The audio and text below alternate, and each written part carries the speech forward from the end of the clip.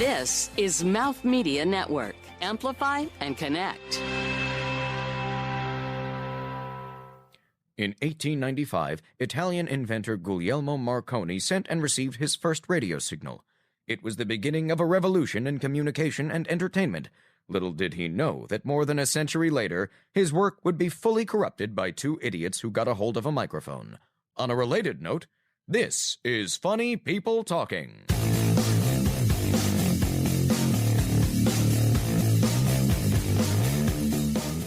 I'm Robert DeMoro, lifestyle commentator, and I'd rather be doomed not speaking any other language other than English than listening to funny people talking. Well, hello, everybody. I love surprise. You never know what's going to come out of my mouth when we start. Oh, no. Hey, everybody. You guys can't welcome. see, but my palm is on my forehead. It is. Hey, everybody. Welcome to Funny People Talking. I'm Marc Rico, and directly to my right is my very good friend and our wonderful co-host, Danielle Beckman. Hello, Danielle. Hello. Hi, everyone. Hey. Palm, forehead. Forehead. I love Oh, that emoji. No, I know, right? And you It's just one of the make better me do ones. it so It's better much, than Mark. It's better than the poop emoji. No, Although it's not a the poop, poop it's not even a emoji poop. is cute. It's not actually a poop emoji. Did you know that? What is trying it? to remember what Is it that- like a chocolate frozen yogurt smiling? Yeah, that's probably really what it is. Someone said, you know, we need a chocolate frozen yogurt smiling. Wait, but Mark, what is it? Oh gosh, I'm trying to remember. I'll look it up. I'll tell you Okay. sometime during the show. I'll do my research. Do Although your our producer research could be during doing the that. show. But Oh, Elsie, could you tell us? Oh, sorry, Elsie's Thank here. you. Should we tell everyone? yeah, hey. By the way, Elsie's over there doing research about the poop emoji. Hi, Elsie, our producer. Hi, Elsie. Hi. How you doing? I'm looking up poop emoji stuff. So She's a little bit tied up at the moment. She is. She can only do one thing at a time. So not true. That's true. Oh. Most of the time, she can't do one thing. Oh, no! Mark, are you gonna Sorry about get that. fired today? Because I might get fired. I do Bye, Elsie. not. Elsie, for the record, I don't agree with what he just said. Oh no! Come on, She's you not know even I'm looking kidding at me. around. Elsie's awesome. Well, we're about to Elsie's find out She's some- particularly purpley today. By the way, she's got purple socks on, purple shirt, purple phone, purple glasses. What did you find out about this shit? Get it? Wow, great! Now I got to give this episode An E? an E. You could beat me out, I could beep you out. but it would ruin the joke. Yeah. All right, I'm going to tell you. Oh, see, we just padded so that she could give us the answer. We're so All right, good. so the poop emoji has quite a history. It was originally a swirly brown pile of poo surrounded by buzzing flies. I knew that. But it's now the friendly smiling face that we all know today. The poop emoji is one of the most popular emojis, and it wasn't always so welcome. But I thought it wasn't even a poop emoji at all. It was introduced as part of the Unicode 6.0 in 2010, and it was a literal pile of poo with Okay. flies buzzing. Huh. All right, I But stand corrected. Gmail held the strongest path of resistance against it Oh. because they found it was vulgar. Well, they should know that, like, companies like Barbie are having dogs that poop. The program poop emoji. This is a great way to start an episode. I'm- Are you riveted, Robert? Yes. We haven't even introduced our guest yet who's enjoying all this conversation, but first, more from Elsie. The emoji was created to be much more innocent. Originally, it was supposed to be known as the chocolate soft serve swirl. I was right. But then it was interpreted in Dazed Magazine, BuzzFeed, and Huffington Post, who came up with the list of ways it could be used, citing poop. All right. And so there you go. So thanking us from the bottom of his heart for happening to be on this particular episode. Do you want to hear? I have some more things to say. No, I think we should move on. No, one more thing. It must be So- important. It must be It better important. be important. If you do the poop emoji with an umbrella, that's a storm. If you do a muscle with a poop emoji, it's tough. If you do a cow emoji with a poop emoji, it's bull. And then if you do the red circle with the red line thing, and a little guy plus the poop, it's no Sherlock. Oh. I That's know awesome. this is audio, but I do know how to say or communicate poop in sign language. Oh yeah, I do too. Speaking of languages, Let's see. Yes, and then this is well, I don't know if I should say stuff on the air, but okay. I'd rather that you bleeped on my SH words. I'll bleep what I want to bleep. Oh, he's gonna bleep what he wants to bleep. I might bleep your request for bleeping. How about that? that? I'm the producer. So This is not so good. very meta. All right. So I'd like to proceed with the episode with the profound apologies to our guest who clearly did not know what he was in for when he agreed to be on the show.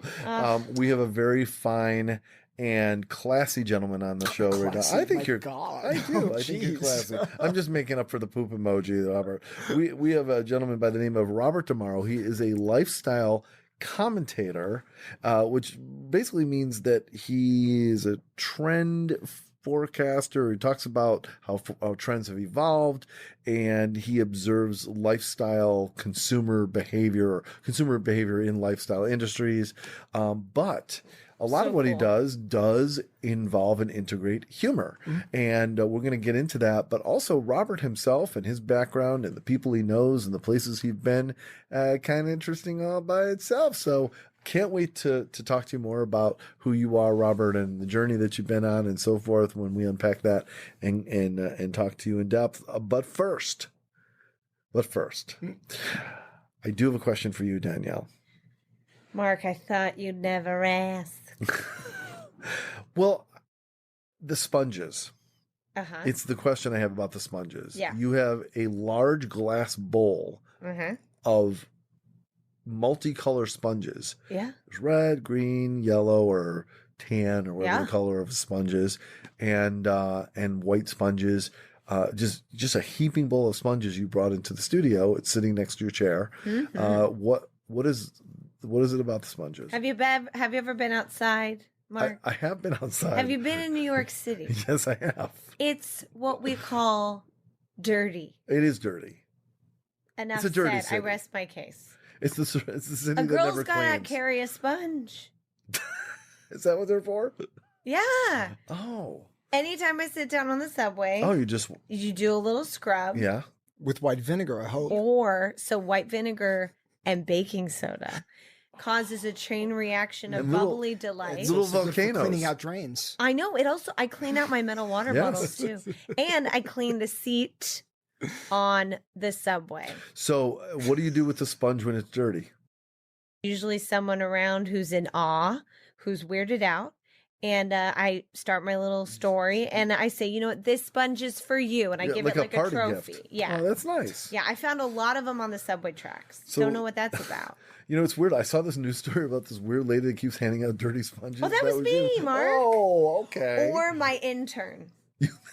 Yeah, my intern Thelma, she's 85. She was the one who first suggested this, and I made it You have become an a reality. 85-year-old sponge intern? Yeah, I hope she wasn't. Was she on the news too? I don't. I thought She's I didn't notice. in a witness protection program, so I hope she doesn't get found out. Wow.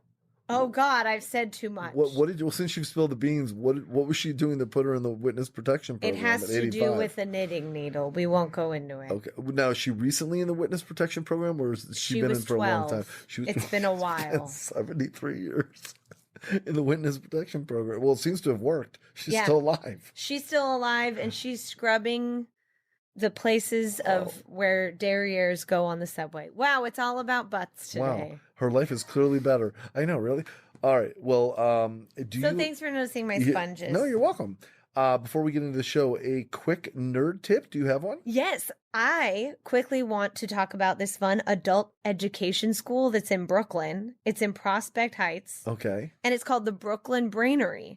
Just the tip, nerd tip. Have you guys heard of this? It's right near my old high school, though. My high school's in Park Oh, Slope. hey now. Yeah, See it's that? near Grand Army Plaza. That's right. Okay, so Tie-in. tie-in. No, that's awesome. So, because I don't live far from this place. So the way they describe themselves, it says, we host casual classes for curious adults about all sorts of things, from physics to Australian desserts, from HTML coding, and just about every nook and cranny in between. So there's an actual class on Australian desserts. how cool is that? So like if you're dating a nerd from Australia, you should go. Also, if you want to learn like HTML or shorthand, you can go. So it's like this really neat school fusion situation for adults, and I think many a nerd could go and enjoy. That's a pretty interesting idea for a date. I never really thought about is going to a class. Yeah. I mean, I've heard doing like cooking class, but I never thought about like a physics class. I know, right? So basically you say, let's go to a physics class. If she lasts through it, I know she's the one for me. Exactly. Right?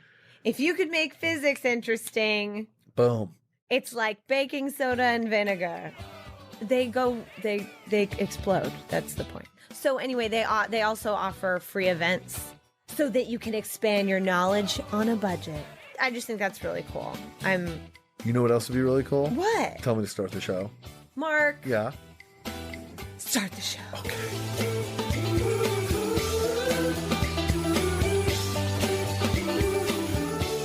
From the MouthMedia Network studios in New York City, and from the same people who brought you Monkey Radio with Mark, this is Funny People Talking with Mark Rako, Danielle Beckman, and Elsie.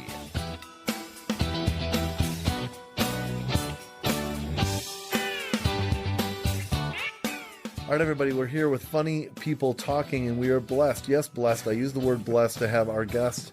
We're blessed for our guest, Hashtag. Robert DeMauro, lifestyle commentator. We will hear more from him later, but he's here with us now. Glad to have you here, Robert. Thank you very much, sir. Back at you. Known Robert for a while, been eager to share his story on this show.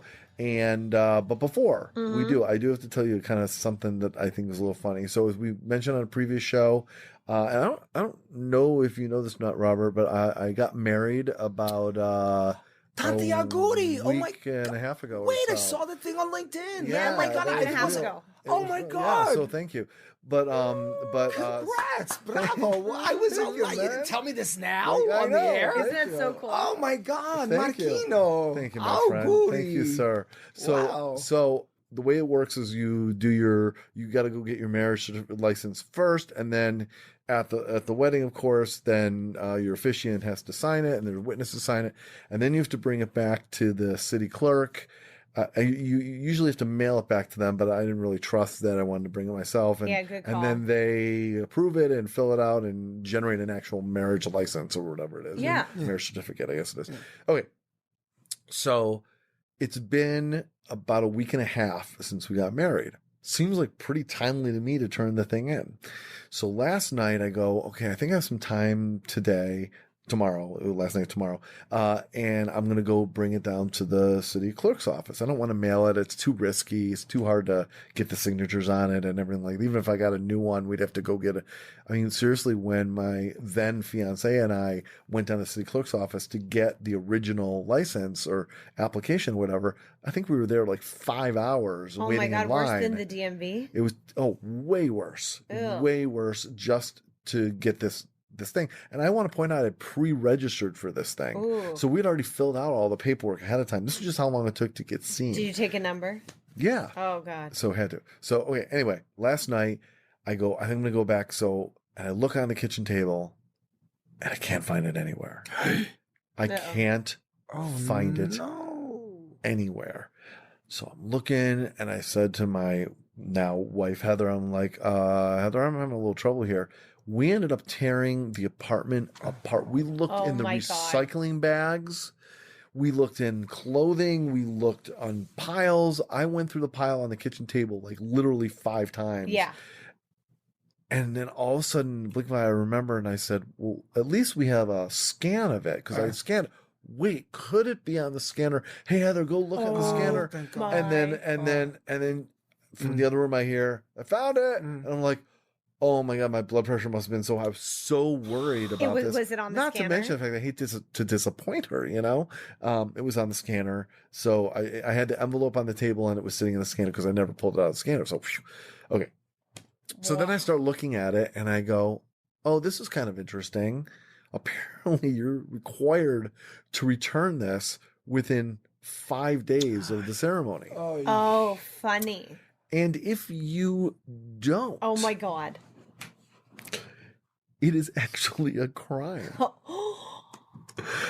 I was shocked by this. Absolutely shocked. It actually, I believe it said something along the lines of, hold on a second. But how do people do that if they go on their honeymoon and stuff, right? I mean, I'm a little, that seems a little You have to make sure that somebody mails it. I've never heard this Everyone's before. All these posting years. bail, I guess. But even still, I've not heard this I know, I've never before. heard I it. know, I was And completely... you would think people are so preoccupied after the wedding, the honeymoon, etc. Absolutely. Some people go away for long periods of time. Yeah, I know. to I've celebrate. never heard this before. I What know. about even like destination weddings, also for that matter? Oh my gosh, yeah. So, or now is it? And me 5 knowing the days- bridal business, I know this stuff. Yeah, you do. You Oh my know? gosh, absolutely. How You're in the wild. thick. It was- Hey, well, now you have a tip to those brides. I mean, Yeah. so this was technically 5 business days later. This would be the 6th business day. So I was going to go with that story. So is it 5 days before and 5 days after? Or No, just it's you have to get after? married within 30 days, I believe, of the time of the license. Okay. And then in order for it to be valid, I believe it's 30 days. And then you have to have it to them within 5 days. All right. So, I can't say I was like worried about getting like arrested or something, but I really was worried they were going to say, I'm sorry, this is invalid. Wow. You have to, I was envisioning coming back down to the getting married by justice of peace again, just to make it official. I really was thinking like we're gonna have to do this, and I'm like, oh my god, we have to wait 6 more hours, and I just couldn't believe how like incredibly careless we were with this entire process. Now it turns out that wasn't the case at all, because I still waited like 3 hours, Okay. but went right up, got it done. I felt like I had fooled the whole system when I walked away with that marriage license. So you said that? Did you say the 5 business days line? Nope. Stayed mum. They probably weren't even aware. I'll No. bet the people that work there are not even aware of that little detail. Yeah. Well, it's like That wouldn't surprise me at all. It's like a speed limit. So let's say the speed limit's 65. So from a technical standpoint, at 66 you violated the law. But from a practical standpoint, no one's going to actually notice unless you're going 80. Kind of Well- thing. Or Most with the of the camera time, detects. unless they're looking for Woof. it. You know, so Yeah. Point someone. is, thank God you're still married. So yeah, so Okay, so knock wood 3 I thank you. times. So Grazie a Dio. So I'm guessing if someone at the city clerk's office was trying to make their quota, I might have gotten caught. Right. There you go. There's that speeding ticket. So anyway, it was the craziest thing when we looked at that last night. We're like, oh my God, it says that. It Wow. says that it's actually like, I don't know, a misdemeanor or something like that if you don't turn it in. It didn't say like if you commit fraud or something like that. I was like, wow. That is insane. Anyway, so we're official. At least you'd be My in jail. blood pressure just went down now. This I is know. good. Thank you. Thank you. I'd like, haha. Robert, you'd be in jail with someone you love, though. You know? Do you think that's good? But they might rose-colored separate the glasses. two of you. What? Hello? They might purposely separate the two of you. Talk about another bad scenario. Oh Hello? my God. Right, I there's a know. bad scenario. True. Exactly. So anything going on in your world that we should know about, Danielle, as I put you on the spot? Actually, something that I've been thinking a lot about is this new concept. Hello, I just like threw New York under the bus with talking about how dirty it was. However, Yes. I also love this city. And there's something new, and forecaster of trends, I would like to know if you know about this. Community and communal living is becoming a really popular thing in New York. And there's specifically More sharing existence. Go ahead. Uh-huh. Hello, Well, right? there you go. Yeah. Exactly. Ba-dum-bum. But Unpack this a little bit for those. yeah. So I met the CEO of this company called Node Living, and it started in Dublin, actually. Mm-hmm. And now there's one in Los Angeles, here in New York. They want to have one in Seattle. And essentially, it's intentional. It's all furnished apartments, and it's intentional community. So you move into this building, Mm-hmm. you have an app. and you can communicate with your neighbors. You get paired up with a roommate or not. It depends if you choose like a 1 bedroom, a studio, or whatever. Robert, you're not reacting what it's favorably to for? this. Well, Robert, do you know what? To me, it's a continuation of dorm life. You know what? Mamma mia, please. I was Hello? very skeptical, and after the show, I will have to show you some of the beautiful photos of these apartments. I'm sure they've got wonderful shots. And you know what it's for? You know what it's for? And I see it resonating. And this is why I'm glad I'm bringing it up, because I want to know your guys' thoughts. It's for people, I'm thinking like millennials or even younger, people who are like either expats in different countries, maybe working, say, you're a single guy, you're 24, you just got a job with a big company, you're moving to the UK, and you have no place to live and you don't know anyone. Well, that's kind of what it's for. But I think one practical, if I can jump in here, I think one practical application that would make sense, and me being the boomer and exploring options with the aging population, as opposed to assisted living, this idea of group homes, if you will, group scenarios for older citizens, where that kind of a scenario, that kind of a construct would actually be rather beneficial. So in that sense, so it's like elderly dorm life, which in a way would, be very beneficial. You need it when you're 20, you need it when you're 80. This seems like a very natural trend to evolve to me, because two things. One is, if you look at the number of things, the nostalgia wave that we're heading down, this all has to do with getting back in touch with you, reliving your youth. The same sitcoms, the same stories, the same movies from your youth. In some cases, the same clothing from your youth. And so living in a communal situation reminds you of being younger. You mix that with our social networks and the fact that through Facebook and Instagram and so forth, and this apartment comes with an app. We like being connected to people. It's hard to imagine being alone. Well, but the thing that you're touching on, I think, is crucial. Now, this is lifestyle. Okay, here's a lifestyle discussion. Here we go. Because what I just went through with, I think, Mark, that right after I emceed the event for you guys back in February, I fractured my wrist during Fashion Week. Yeah. What that really meant was... Although one could argue you may have just been carving out a new fashion. No, although the gray brace did match a lot of my clothing. But the thing that it really did touch on very importantly was that there I was, independent contractor, living alone, and oh my God, what will I do? How will I do X, Y, and Z?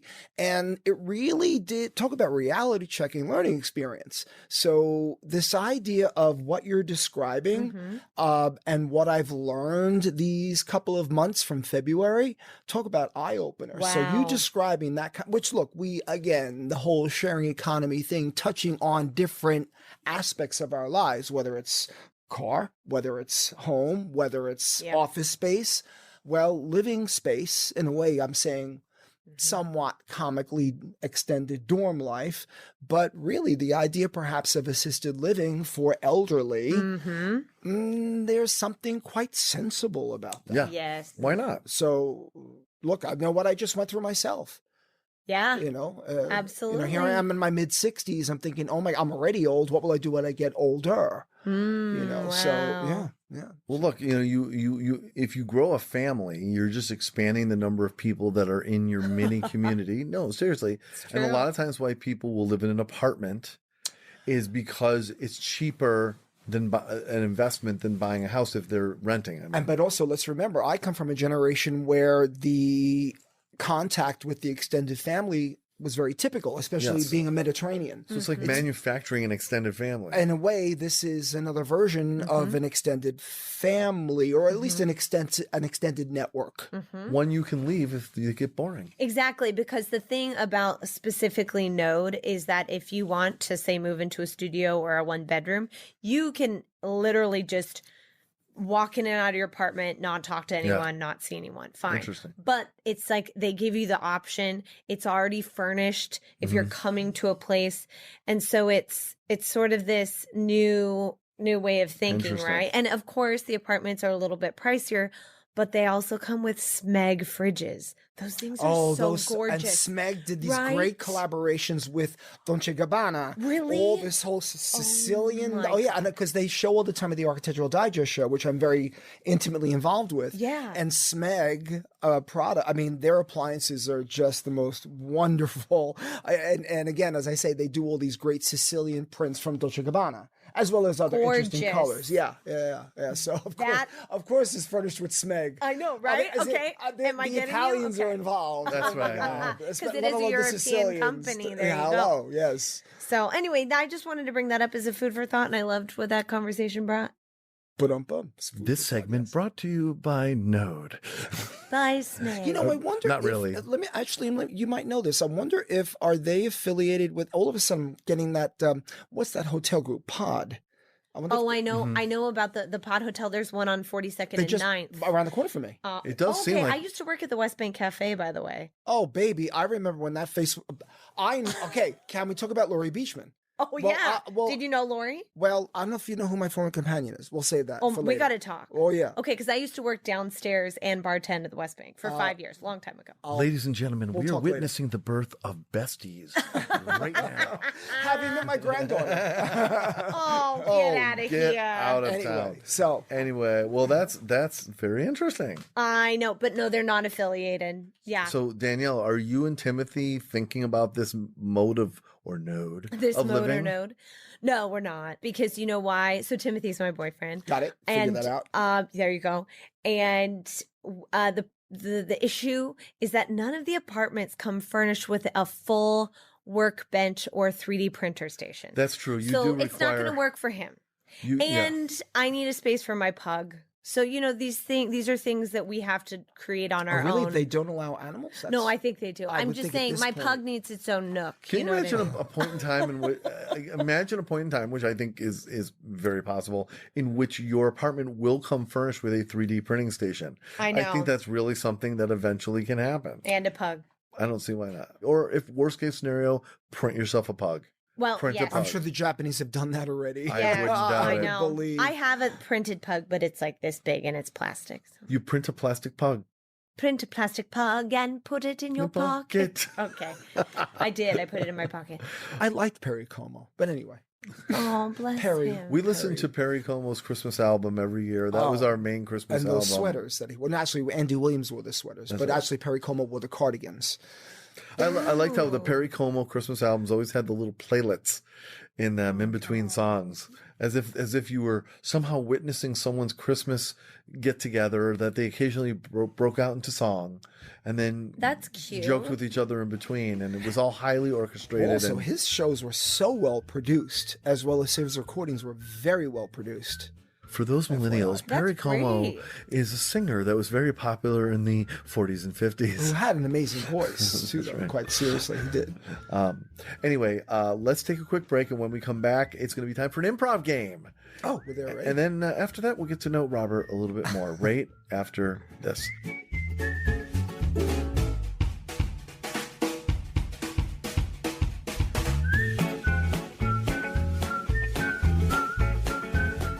Connect with the show at MouthMedia Network or at our website, funnypeopletalking.com. And please, for the love of all that is holy, subscribe to the show and leave us a damn review and a really, really good rating on iTunes.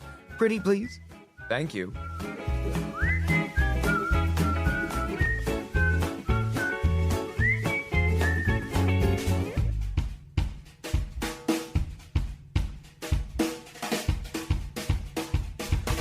All right, everybody. Funny People Talking. Robert DeMauro in the house. He's a lifestyle commentator and a very, very nice paisan. So, I'll tell you a funny story, by the way, that I think you'll appreciate. So, my brother was a landscaper, and I used to work with him, and he went, I'm not going to say the person's name, but he had an opportunity to meet with a guy who ran shopping centers and stuff. Right. And I'm doing the thing where You're doing the nose. I'm doing He's the doing the nose thing. You know, the crooked nose that's thing. Yeah, we know who that's, that is. That's called non confidenza. Non confident. Non confidente. So, that's what that's called. and it's funny because my grandfather, by the way, who was downright plain old Italian, you know, and he go like, I'm telling you, there's no mafia in America. no mafia in America. I think he believed only that and I'm not disagreeing with it, that the mafia was only actually in Italy. You don't have mafia in America's organized crime and blah blah blah blah. Anyway, so crooked nose. So my brother goes and he meets with this guy. He doesn't know anything about that, and he meets with the guy and he goes, because my last name's Reiko. He goes, Reiko, huh? What are you from? What are you, Italian? And my brother goes, yeah. He says, where are you from? He goes, what do you mean? He goes, where in Italy are you from? He goes, Caltanissette, which is a little province in Sicily. And he goes, you're from Caltanissette? I'm from Caltanissette. You got the job. And that's amazing. And he got all this huge work. Now, years later, maybe like a couple of years later after that, my brother was offered the opportunity to go all the way out to Las Vegas to work on a hotel property, which I believe may have been owned by who's the famous Merv Griffin.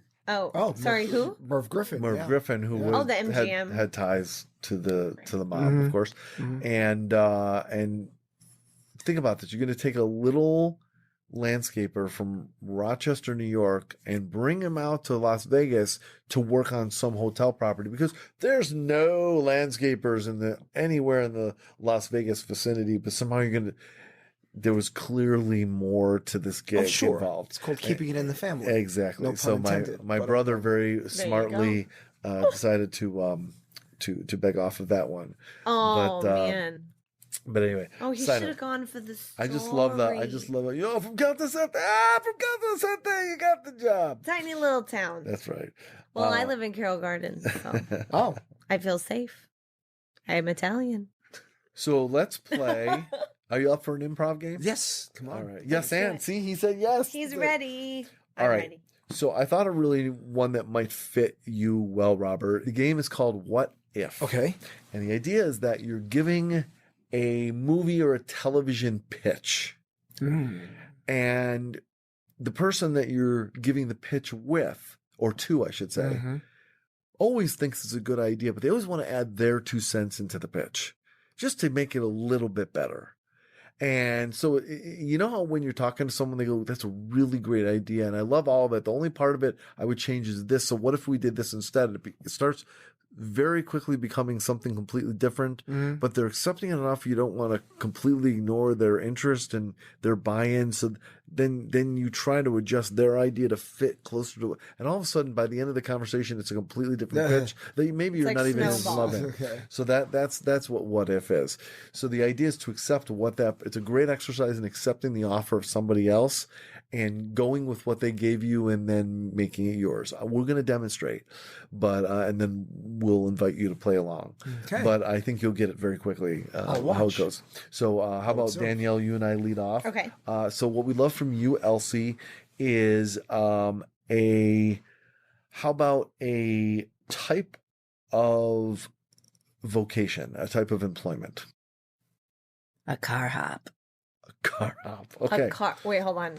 Is that the person who serves you food in your car at the drive-in? Yeah. Correct. Okay. Oh, thank God. Wow, that was just right on the tip of her tongue. I mean, I didn't know. I mean, that was on the tip of her tongue. It is. It's also one of those cars you have the springs in, you make jump up and down. No, it's not a car hop. Okay. That's in the beginning of the Flintstones when the woman brings out the big... Oh, yeah, and then the car tips over. Okay. Exactly. So, why don't you lead off with your pitch, Danielle? Okay, well, so, Marc, listen. I got this idea. Oh, great.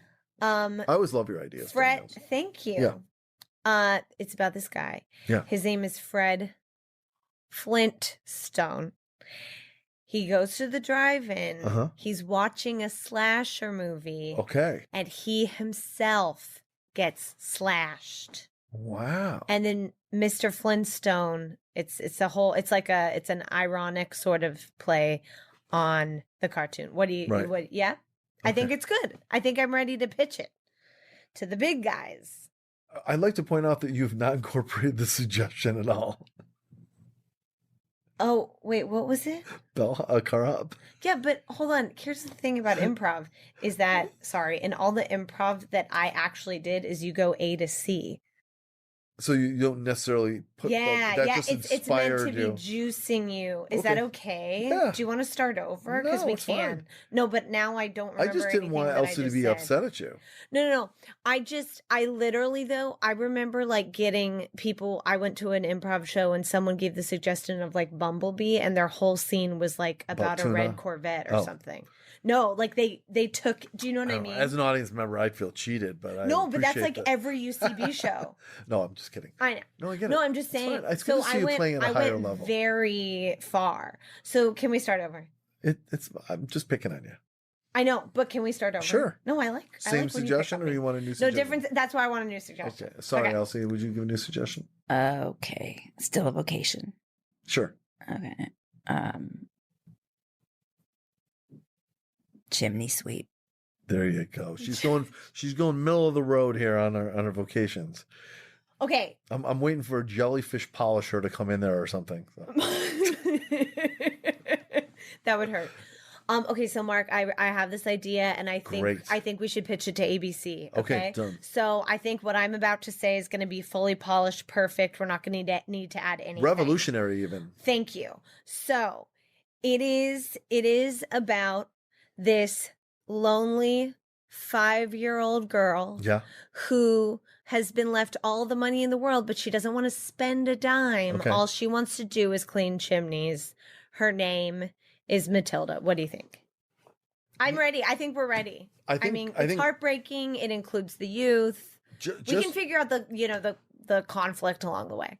Are you done selling? Are you done selling? Yeah, I'm done. Because you don't need to sell anymore. I love the idea. Yes, thank you. But just one tiny little adjustment I'd just like to suggest, because the whole thing's really brilliant. Okay. But I was wondering if instead of her being 5 years old, just take a teensy weensy little bit of it. Let's make her 85, because we can turn it into a whole you're right there. Sorry, in my face. Small stroke or what? We can make this a seniors program, like an educational thing, things you never did when you were working, and a chance to try other vocations like chimney sweep. Okay. So that's just the small adjustment I'd like to make. And what I'd like to do is, instead of it being that she has no money, actually turn her into I said she was a millionaire. She's a millionaire. Yeah. I want to make it so she's no money. Okay. So this is actually she's run out of money at the long-term care facility, and now what she's doing, she's trying other vocations out through the program to find out ways she can earn money and take care of herself. What do you think? And what if? Yeah. Okay, I love this. Okay. And what if? And this is this taking place in like Springfield, Missouri, or something, right? Okay. Springfield, Missouri, and Cleveland, Ohio. Anything like that. What if she makes her way to the top, and by the time she's 86, she becomes the richest chimney sweep in Springfield, Missouri? I like how it's going. Her name still is Matilda. I love it. I love it totally. But just one, what if, in addition to all of what you said, the chimney sweep, the making her way to the top, she's 86, she's, poor, all that stuff. But what if right before she makes it to the top, her bowling scholarship comes through? Oh my God, the one you saw in the treatment she was waiting for. Yes. Just all her life, she's been waiting for this opportunity to be a professional bowler. She put in a last-ditch application. It could never come true. Every other one she's ever put in has failed. And suddenly this one comes through, and she has, a Sophie's Choice kind of moment between chimney sweeping and bowling. And the irony is her arthritic condition will threaten her ability to get through a game. But what if, you said the Sophie's Choice thing, Meryl Streep comes in as the top surgeon in Springfield, Missouri, arthritis solved, bowling, chimney sweeping, go Matilda. One more wrinkle. Oh my God. And then I think we've got it. I thought I was ready to go to ABC. No, we're so close. Ago. But this could actually move it over to NBC. Ouch. Possibly the Sci-Fi Channel. Right at the moment of surgery. So she's in surgery. Meryl Streep's doing the surgery. This is going to give her the ability to do either chimney sweeping or bowling and take it all the way, maybe to the Olympics, the chimney sweep Olympics or the bowling Olympics, either Olympics, just as long as there's Olympics. Yeah. Meryl Streep gets in there, makes the first incision, and discovers the woman is an android. It's perfection. Perfection. I can see the poster. Go. Let's do it. Yes. Let's go. I'm going to call Lorne Michaels. Sold. Is that the right network? I don't know. Done. So that's what if. I'm exhausted. I know. I'm exhausted too. That went a little long. You did it a little long, so it doesn't have to be that many layers.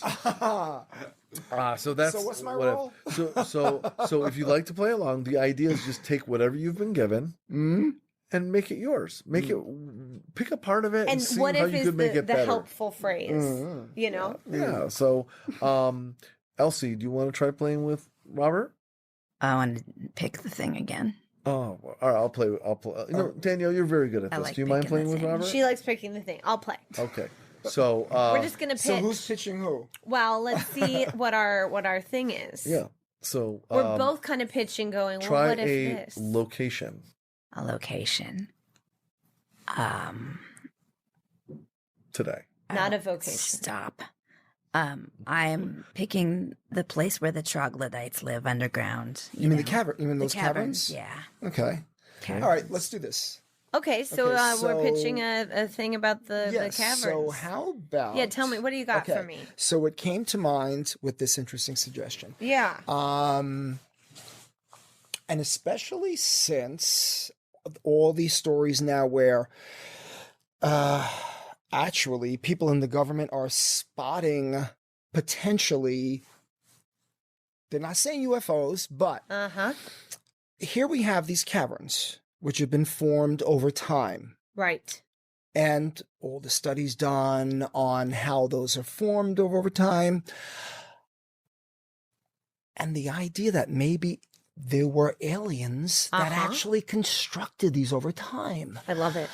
And, thinking they were naturally occurring. Right, But in exactly. actuality, they were formed eons ago Yeah. by aliens who are now starting to actually show themselves. Oh my that God. you now have pilots, like in Close Encounters, saying these might actually be UFOs. So Uh-huh. we now have in reality. Okay, so Actual are you evidence. you're thinking this is a reality show? No. I'm thinking that this is a documentary. Ooh, a documentary. So yeah, it's actually a documentary on Okay. how these caverns were actually formed by aliens for sure. That is cool. Okay, see, I like everything you're saying. But what if we did like a documentary narrative hybrid? So some of it's real, some of it's fake. Nobody knows what's really real. And Yoda from, the franchise Oh, of wait, Star this is Wars. spooky because it is- was on last night. Meant to be that you're bringing this up. Really? See, this is Hello. Kismet. This is the movie we're producing. Okay. So Yoda comes and he is the leading alien because did you know that in Star Wars, they never say what his species is? This is So true. he could have been the cave guy. Okay, what do you think? Do you have anything to add? Yes, in fact, let's Yeah. name that species for that Okay. matter. Oh my Yodites. God. Yodites. No, Yodites. that's not good because that's his name. Well, I But mean, yes. see, but we don't know the species. It could be anything. Well, let's come up with a phrase that would make sense. That would be a good tie. No, but also, what if he has like the humans find him, right, and we try to feed him something, and we find out that the Yodites, whatever name we come up with, what if they're like all lactose intolerant? Well, then no dairy. Then we can't have any dairy in this. No at all. dairy on So therefore, no set. cows. Yeah. No No cows. cows on set. No cows. Every cow has to be Udderless. udderless cows. Udderless. They're utterly gone. Mamma mia. And I'm thinking that's And good. everybody only speaks the way Yoda speaks, which that's Which sort of like is this funny? I shouldn't say funny. That was very wrong to say. It was very inappropriate for me to say it that way.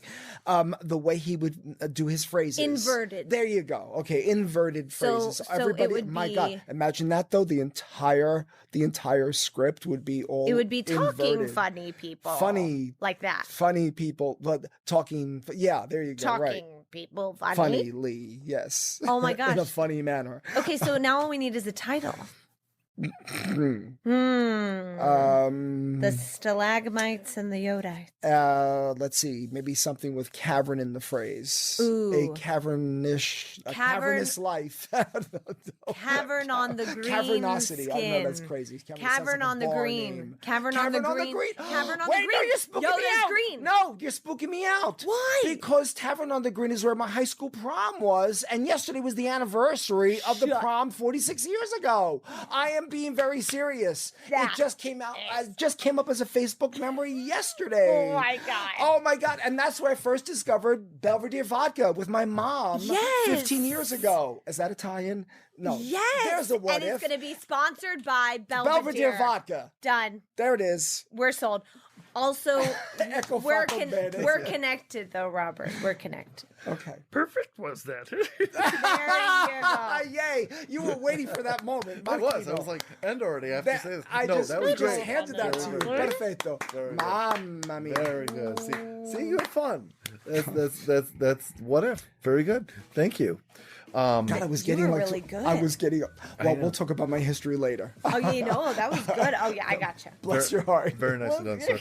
All right, we're gonna take a quick pause because we all need to wipe down and I know. and just, I have stalagmites on my Fencing. whatever. and then we'll be back to learn more about Robert. Oh, we're getting serious now. Yeah, it's time. Now Well, we I don't get know. serious. You don't have to get serious. We're just gonna talk real stuff. Okay.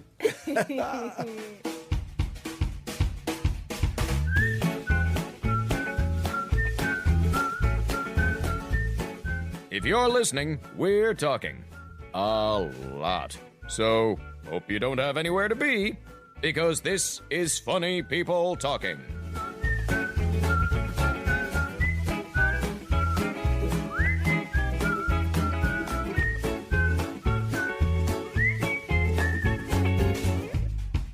Okay, we didn't actually go anywhere, but I'm still going to say it. We're back. We're back. Funny People Talking, and we are here, of course, with Elsie, Danielle, myself, and our good friend Robert DeMauro. Sipping water, hydrating. Robert is a lifestyle commentator, and I'd actually like to lead off with this. So your title, what you told us, so I said, what are you? How do you want to be introduced?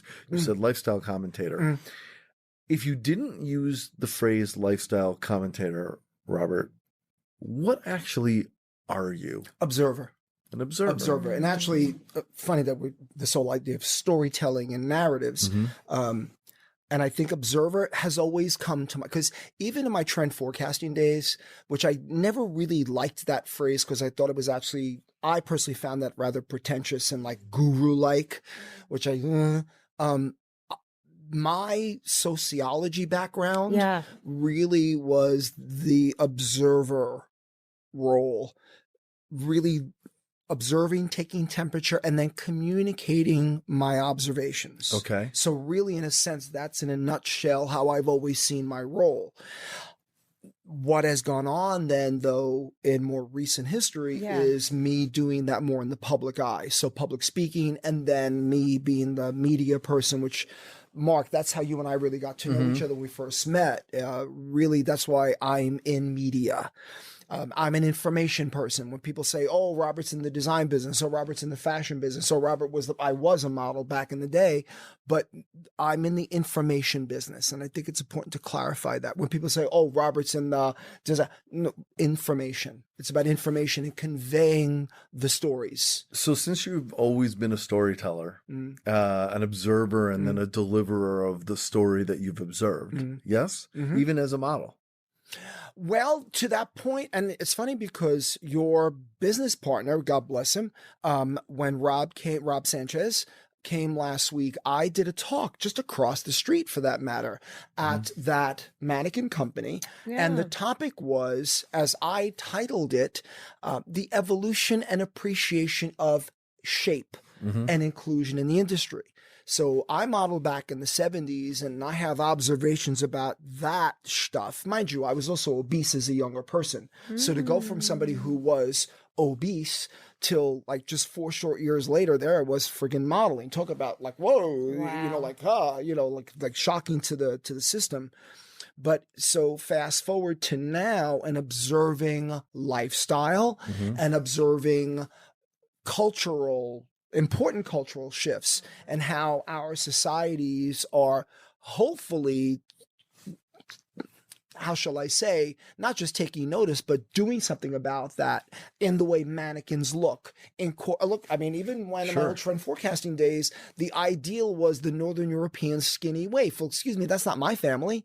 I have North African family as well. I mean, so let alone, everybody in my orbit. I mean, where are the people of color? Where are the people of mixed? Hello, all that stuff. And it was missing in the industry. So to the point that you're touched on, the idea of even observations in the modeling world, in the mannequin world, again, cultural shifts. And so there, just a week ago, I did that very talk on this topic. And even in fitness comes in many different shapes. I bet. Yep. Fitness comes in, and I say this at the gym all the time on this very idea. So, I mean, I don't mean to go off, but to address what you're saying, yes, in terms of observing, because even when I was doing it in the 70s, the ideal in a lot of ways for the man was the exotic, that Mediterranean thing. But when Reagan came to power, there was a whole shift. The ideal was the all-American preppy from Pepperdine University. Well, that was not me, but that's what you started seeing in fashion in 80, 81. That's when Margaret Thatcher came to power. That's when Reagan came to power. And there was a whole shift in ideal. Wow. So we really got away from what was going on in the 70s, and you could see it. You could just look at magazines. When you look at magazines in the early 80s, it was a whole different ballgame. That preppy fashion? That whole the preppy waspy thing. sort of look. When that book came out, etc. And even just where cultural shifts were at that time. But there were political connections. I mean, as I'm saying, again, the whole sociology thing. Yeah. And because even to touch on this as well, because when I did get into the design world in the late 80s, you all are too young to know this, in the late 80s, the stock market crash, for what the fashion industry tried to do was push the miniskirt on the female consumer. It bombed. It was on the front page of the New York Times 4 days in a row. And I'm like, hello, fashion industry, are you paying attention to this very important shit? Mind you, I'm a staunch feminist. Wow. So I'm looking at how, fortunately, women's priorities were changing. And the idea of this fashion industry was in a lot of ways structured on the woman as the puppet consumer. Hello, old construct that makes no sense anymore. Women's priorities fortunately had changed. And that product bombed in the marketplace. Wow. And that's when you all started having a lot of changes in retail. That's when you started having all the changes with Campo, Federated, all the department stores, and buyers who once functioned as fashion people. Right. You then had buyers who were accountants, who were number crunchers.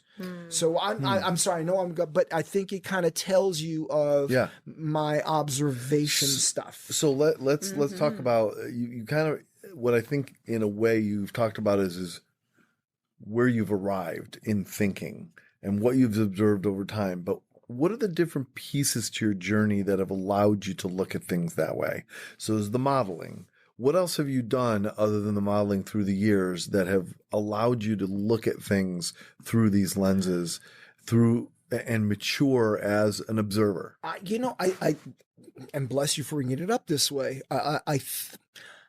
And in me thinking really big picture myself, what you're asking, when I think about all the years I worked in a drug rehabilitation clinic in terms of observing behavior, back in the 70s and into the early 80s, my sociology studies at Hunter College, what that opened my eyes to, me being a political junkie, and what that observational skills it would give me.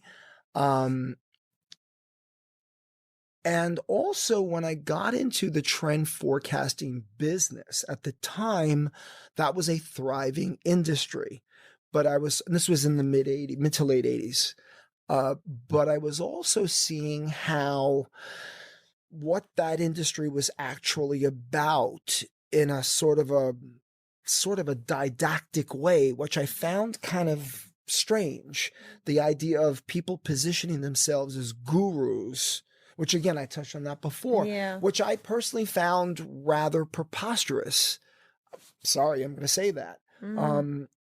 Rather than, now you're asking like what steps perhaps. Well, look, I'm saying, you know, you I'm sorry to interrupt. No, please. You know, you taste a finished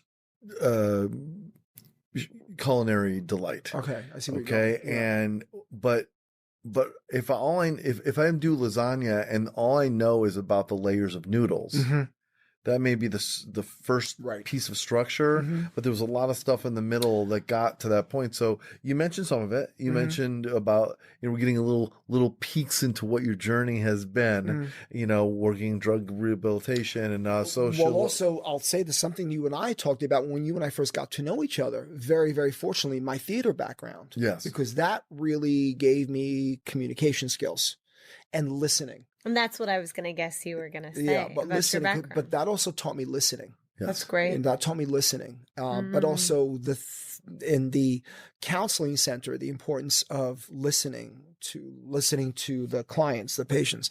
But I really do feel, and I'm very fortunate with some of the people that I studied with in the theater, but the idea of listening.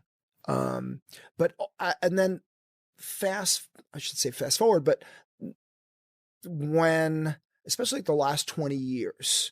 By the way, I feel like I want to say, okay, then I was a submarine commander. Then I studied to be an astronaut. Well, but you know then what? I did this. Because I think with you, anything is possible, and I would believe you did it. But bless you for even saying it that way. But I think also I come from a generation where, and I'm going to say it this way, the boomer generation, we grew up thinking initially that people would have from college, a career, retirement, the gold watch, and that's it, and basta. Of course. Well, but that reality sunk in. That was not the case. And I think especially after there was a crash with IBM, which I think was one of the things that fostered Casual Friday. Hello. You started having this idea that most people in my generation would have at least 7 careers. I think what's happening now is people are having the 7 careers simultaneously. And I think that's a major shift because, as I say, 20 or so years ago, this idea that my generation very typically would have 7 careers in our lifetime. But now, as I'm saying, all those 7 or more careers are happening at once. And I think also the idea that things are very integrated. So even my philanthropic life, which you know firsthand with the High School of Fashion Industries, where I created that program, the Industry Partnership Program, how that ties in as well with all this stuff, exposure to students, what students are teaching me with what they're going through. But also to answer your question about, you know, what other steps or pieces in the parts of the recipe, if you will. But you know what? Let me answer it this way. Goomba, I'm still learning. I'm still in a learning process. That's a big part of the essence of who you are, isn't it? That you're on willing, a learning path. Because look, here I am. I'll be 64 next week, though. You know, June 8th. Hey. And my birthday's June 20th. Fellow Gemini. Yay, well, almost. Gemini. You're on the I'm a cusp. Gemini. You're okay. See, there we go. We're here. Okay. There are 19 of us over here right now. But what I'll say to that is, I think also I view it as, look, even the way I described what I went through with the wrist, my fractured wrist, and what I've learned and continue to learn with that experience, let alone some major issues I went through last year. You know, what is it teaching me? What am I learning? That's the best way to say it. What am I continually learning? God willing, alhamdulillah, inshallah, as I say that. So I think maybe that's the better way for me to answer, perhaps. And I'd have to think about like what other steps. Well, listen, I will say this too.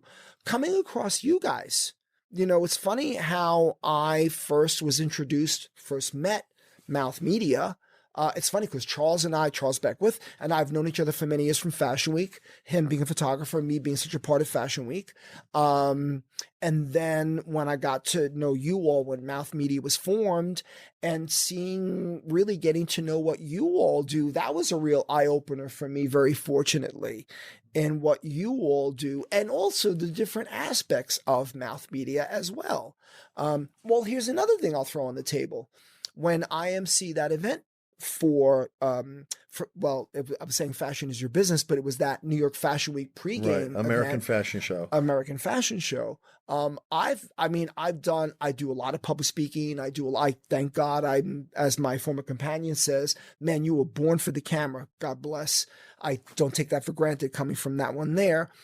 Fortunately, to convey a message, thank God, as long as if I know my message, I can convey that. I hope as I say that. But with that, with that event that I did with you all, something dawned on me. Yes, I've emceed events before, but I also felt like, oh my God, here I am doing a monologue, like a comedian. That's I was cool. like, holy Jesus, I've never done something. But the funny thing is, no pun intended. Yes. There were Charles and I on stage. And when I saw somebody took video, I was like, oh my God, the two of us, the way we played off each other with the raffle thing. And we did this whole bit. It just happened. I was like, oh my God. So that was an eye opener for me. So organic in the way it happened. I'm awkward as I say that. I don't take it for granted. So even that was Goomba. That was a learning. So let's talk about humor a little bit. So as an observer, as a person who looks at trends, as a person who comments on lifestyle, and really what you have to do is you have to observe all the moving pieces of different lifestyle industries, and to even be able to informedly comment on them, you have to be watching what's happening. So my question would be, given within the premise and theme of this show, how do you, there's no perfect answer for this, how do you, Robert, see humor as a part of even thinking about what drives an industry as part of the larger story that an industry has to tell? Well, is that a fair question? Yes, that's a perfect question, because I think what that touches on is, for me, what's always important is when a person, when a group, when an entity wants to convey a message, and how that message is conveyed, how that message is communicated. And not that I go out purposely to be funny, because I don't consider it that way. But it's more that how the message can be conveyed, and it might come across in a humorous way. And maybe it's just the way I do my delivery of that message. So, and I think, and I have to say this too. My father, God rest his soul, also always said, I don't take this for granted. I'm so grateful Dad always said this. My son would be an amazing detective. So that's the observer thing also, let alone the sociology thing, but the idea of the detective thing. Yes. But also, and I'll say this in terms of getting the message out there, it might come across in a facetious way, in a humorous way, but that might just be because of how I'm communicating that. Now, there are some times when I'm purposely like, oh yeah, look at this one here, right, like that way. And I have to say, very fortunately, sometimes people react in a very favorable way to that. I mean, I'll come in sometimes to the gym and I'll say, my God, could somebody please kill the person that invented crop pants? Like that kind of thing. It'll be something like that. Or like, or whatever it might be, especially what's going on now with like vaping. Don't get me started with the vaping thing. All they're friggin' doing is smoking fake sambuca, which is smelling like my friggin' hair, Yeah. Let alone what it's doing to them. Like, but there's a truth in comedy, right? That's always, and that's what you bring. You bring the truth. And I'm going to also throw in a parallel, and you know this because I'm sure we've talked about her. And I'm so grateful because she's one of the great people walking the planet. One of my dear buddies, and I don't know if you may have noticed my postings, she is now, I'm going to say this with great respect, She and the utmost admiration. She also happens to be, she's becoming a really good buddy, bless her heart. She is the reigning Wagnerian dramatic soprano of our time, Christine Goerke. And God bless her, she's also one of the funniest friggin' people you will freaking meet, to her credit. But here's my point. Here she is owning these crucial roles in the repertoire. But she's got this sense of humor, and I think that's what conveys it. And I'm remembering 3 years ago, my first time being exposed to her work. It was a now legendary concert, Carnegie Hall, with the Metropolitan Opera Orchestra, with her, with selections from Wagner's Ring. And as I then got to tell her when we got friendly a time after that, at our first actual meeting, which how we met beyond that is hilarious as well and magical, I said to her, what got me? Yes, how you master these roles, genius that you are. But you did this one thing, this one gesture on stage when you were motioning to Siegfried to come kiss you. You did this one little thing with your finger. I was like, holy Jesus, that's it. She nailed it.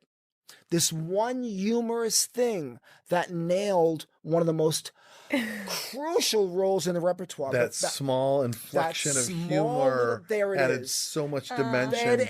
That nailed it. And it for resonated me. with the entire Carnegie Hall. This one I little bet. gesture with her finger. Yep. Come on, get Yep. over, come here and kiss me now. Yep. And that's one of the most famous kisses in all of theater. Amazing. When Siegfried, and I mean, Yeah. that's the very famous kiss. And, you know, hello. Right. And by the way, I'm very blessed because she now, the Met basically mounted the ring for her. I mean, for an amazing cast. The entire cast were amazing. But again, you're talking about the importance of humor in conveying one of the most important stories in all of theater, in all of literature. You know, Wagner's Ring.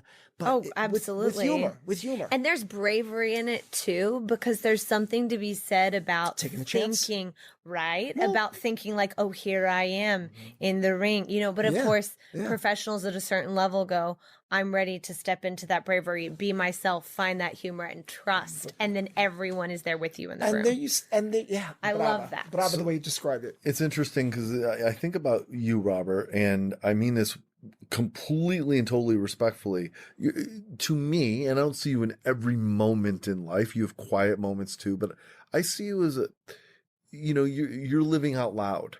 You have energy. You are a bigger than life person, and I think that the manner in which you present even the most serious of subjects is with such verve and energy and intensity, and in a way humor, I think, because it is I guess what I'm getting at is you're living so honestly and authentically in the way you present yourself, I believe. Well, listen, I'm sorry. that there are inflections of humor in it because I think life just has humor in it.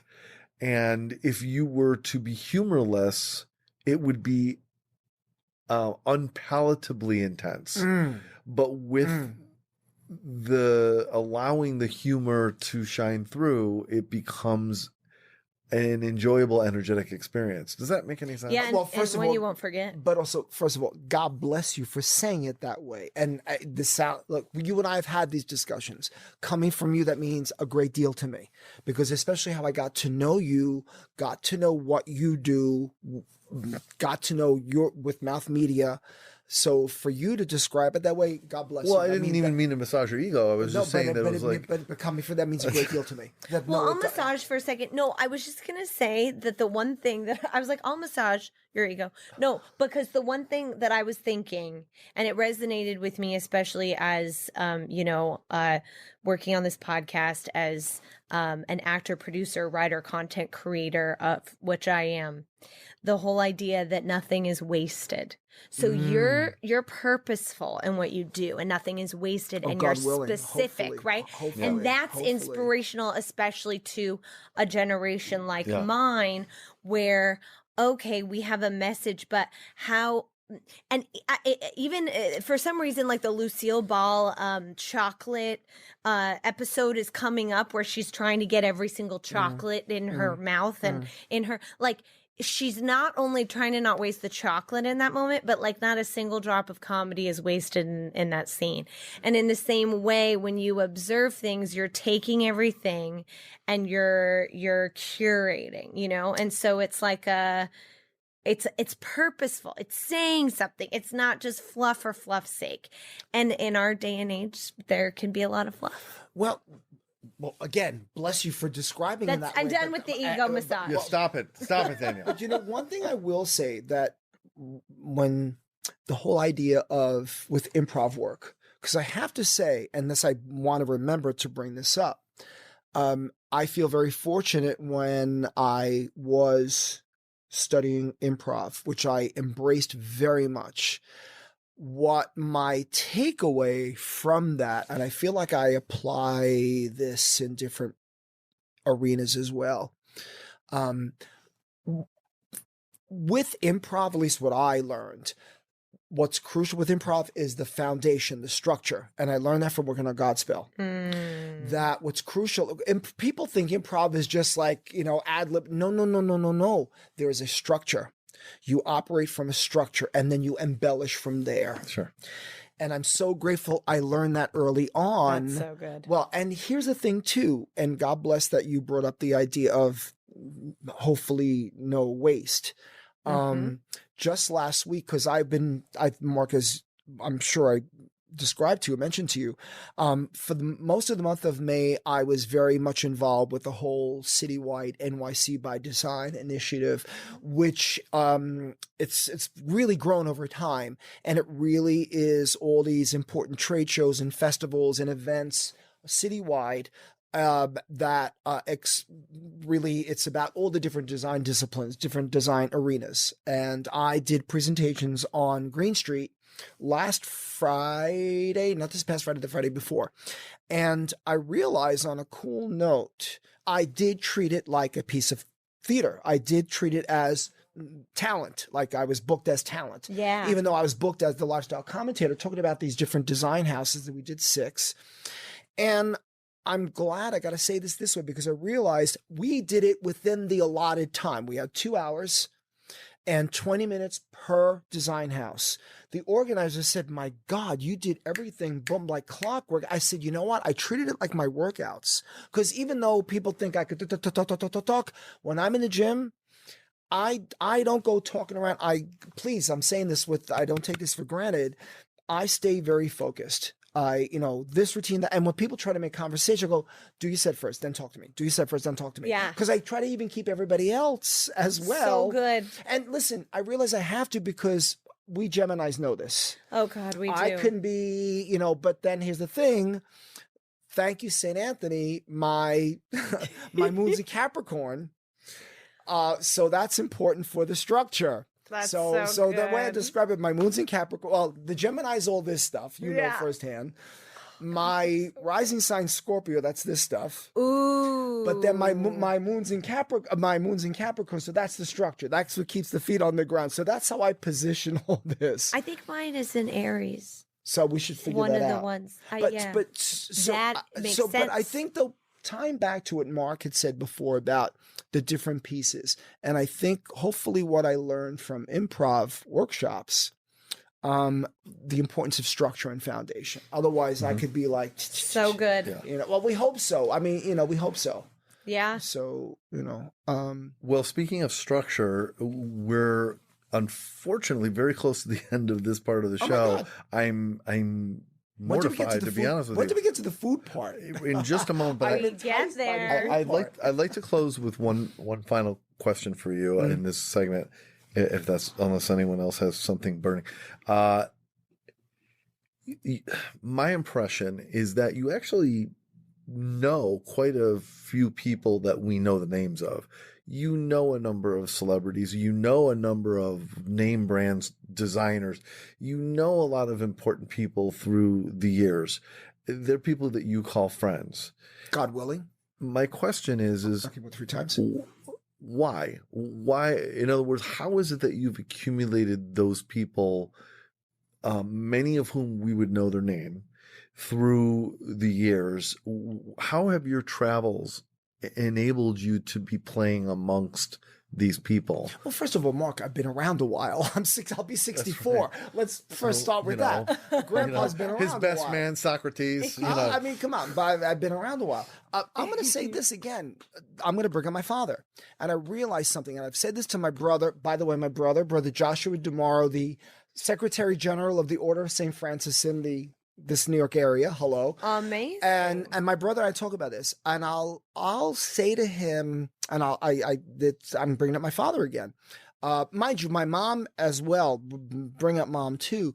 I have to say, Dad was very much of the community. Dad knew everybody and everybody knew him, but it was about relationships. It was not empty networking. I've never been a fan of networking, of the empty 80s networking. What can you do for me? What can you do for me?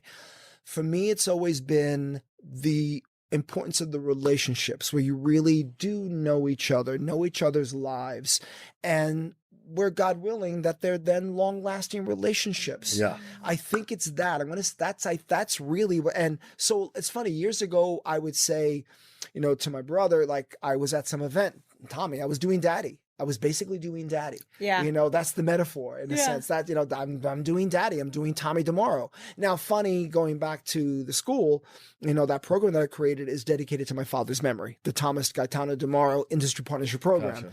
But Dad, I think, but it was meaningful with Dad. It wasn't fake. It wasn't, again, empty. It wasn't what can you do for me? It was really where people knew him. And this whole idea, Dad would show up at some place you knew there's people there that would know him or whatever.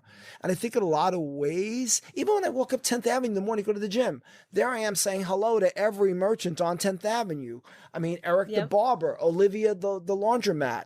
I mean, I can go on. When I get to the gym, it's so, and I think in a lot of ways that is how it, Anderson, who works in my building, we just had, this whole great important discussion earlier today.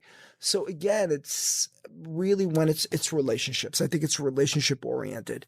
I think that's the best. I think that's the accurate way to describe. It's just people. It's just people that you get to know and you have a relationship with them. And again, it's not with anybody. I mean, it's not, that's what I'm saying. I think it's because the person happens to be also a nice person.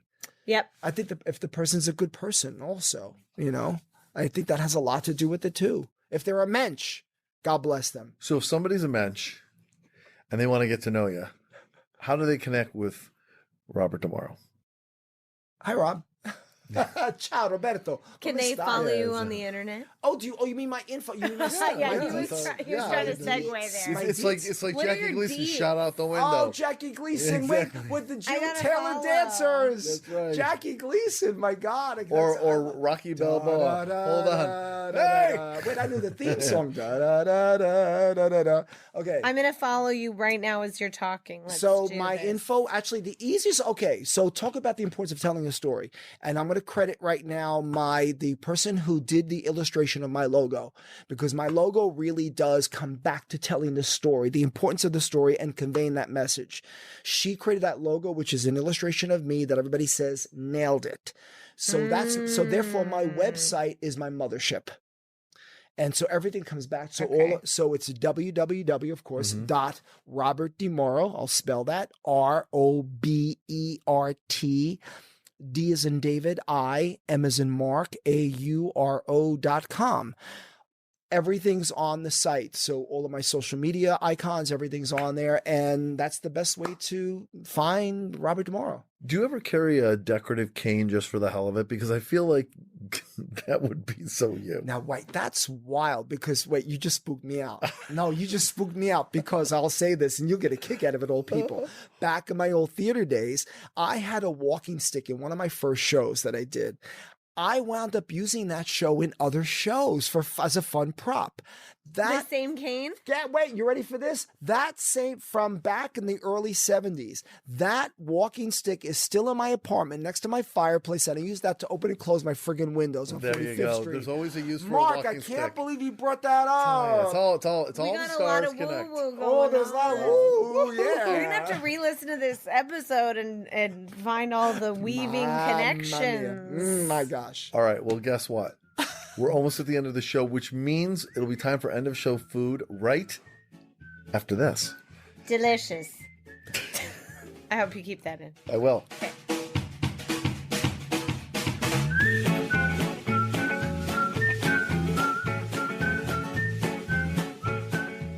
All right, guess what, Robert and Danielle? It's time for End of show food. That's right, end of show food when it's the end of the show and there's food. And Elsie is kind enough, she scours the earth, the whole globe, finding I don't know, she goes to a store. The But whole anyway, so globe she- of Amazon.com. Exactly. No, but really, No, she I does walk. work hard to try I to walk find. the streets of New York. She okay? does, but that's a whole nother vocation.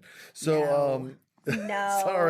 sorry, Elsie. So Elsie works hard and goes out and finds interesting things for us to try, food or drink or snacks or whatever it may be. We never really know what she's going to bring. It's always interesting. And here's how it works. We can't eat until she says go. Okay. And then once we taste whatever she's brought for us, we rate it individually on a scale of chickens. The number of chickens is up to you. It can be any number of chickens that you want your scale to be. And that's our rating system. Okay. And so, Elsie, what do we have for end of show food today? End of show food today is dark milk, 45% cacao, turmeric, ginger. Ooh, Turmeric, you're speaking my ginger? language. There we go. That's pretty healthy. So, That's very wonderful. Is that how it's This pronounced? is- Cacao? Cacao, Yeah, I cacao. guess. Yeah. I'm not. So a golden milk blend of coconut, turmeric, ginger, black pepper, and 45% dark milk chocolate. Oh, that is an arthritis dream. That is Oh, so beneficial yeah. to the joints. All right. Even the chocolate is beneficial. Oh, that sounds great. I'm actually looking forward to this. I'm excited. Big time. Wow! So it's I might rate it it's already very without even decorative. tasting it. Look at that beautiful wrapper. It's very decorative. It's not your typical just silver wrapper. It's got what is that, Elsie? Is that purple? Got kind of a purpley purple swirl. swirlies I'm on it. already giving it 9 chickens just Wow! because of the ingredients. Very good. No, so, that's important. Thank there you you so go. much, Elsie. Far out. So don't I take taste it care yet, of or don't taste it yet, or Elsie will freak out. Cool. Okay, I'm not tasting. Can I smell? Oh my god, I but the got a smell is lot. really good. I'm You You so got a excited. huge piece. Oh, the smell is nice. Okay, we're already getting chickens. Oh, I already have Wow. 9 chickens just from the Oh, ingredients. you already got Thank you. well I'm 9 adding out of how chickens many? now. 1,000. Thank you. Oh, it does smell It good. smells great. It's almost like there's a little orange in it. Well, I'll read the ingredients Okay. if you want. Go ahead. So Make it snappy. Yeah. Oh my god. First Was I have that to find thunder? them. Where are they? Oh my god, I'm smelling.